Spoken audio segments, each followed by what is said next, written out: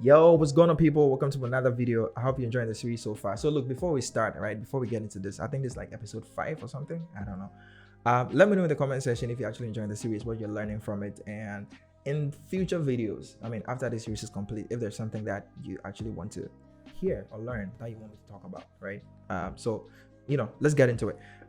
Design tip. Are you ready? Design tip. There is no absolutely right solution in design, or in anything for that matter, but we are talking about design here.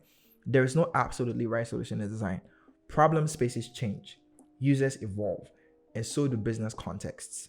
There is, however, a suitable solution for specific contexts, and that is your goal. That is your job, to find a solution that works in context.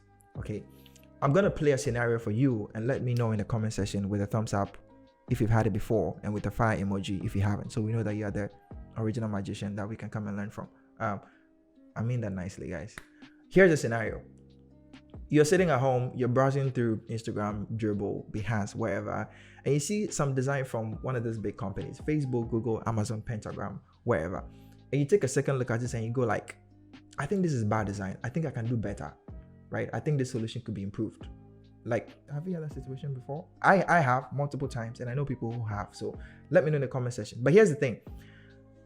Amazon, Google, Facebook, these companies have some of the best and brightest minds money could afford in design. So how is it possible that they are creating a solution that is not working for everyone, that somebody else looks like and go like, that could be better? Like, how? The answer is simple. It's context, right? How do I put this? Design is an exercise in creating and crafting solutions. I'm going to say that one more time so you really hear me. Design is an exercise in creating and crafting solutions, both for businesses and for users or customers. And at the end of the day, no two user groups are the same, no two businesses are the same, no customer segment is the same, which means there's going to be different contexts when you're actually creating design. So the solution that works in context A is never going to work in context B, just because they are different. So whilst a solution may be perfect for one particular group of people, that solution may equally be terrible for another group of people. And you need to understand this, because sometimes when you start as a designer, it can be very tempting to think that there is only one right solution to a particular problem. But the reality is that there isn't, and you need to understand this, right? And this is even more crucial sometimes when you're creating iterations of the same thing.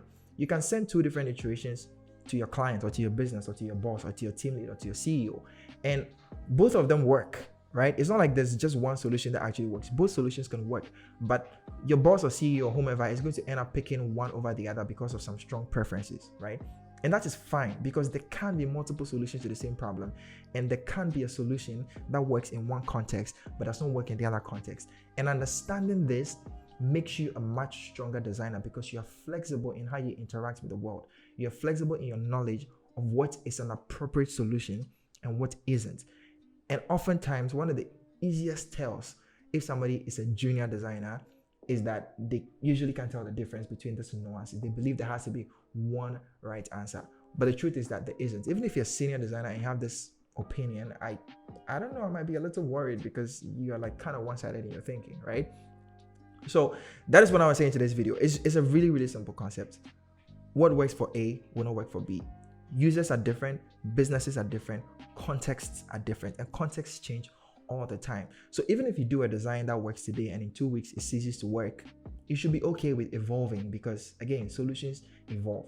Nothing is absolutely right forever. All right, so let me know in the comment section if you've seen something from Facebook, Google, Amazon, or YouTube, or any of these big guys and felt like this is absolute trash. I could do better. I bet you there are like contexts they are considering that you may not have, which is why you feel like that solution doesn't work. But if they explain the context to you, you may actually end up agreeing with their solution. So bear this in mind in whatever you're doing, right? Whether you're the boss or the junior reporting, whomever you are, wherever you are on the spectrum, please understand that there is no absolutely right solution. And design is an exercise in crafting solutions to business problems for customers. And in that context, anything is possible, and the two contexts are the same. That is all I have for today's video. And let me know in the comment section what your thoughts are. Let me know if you've tried this before, if you've encountered a situation.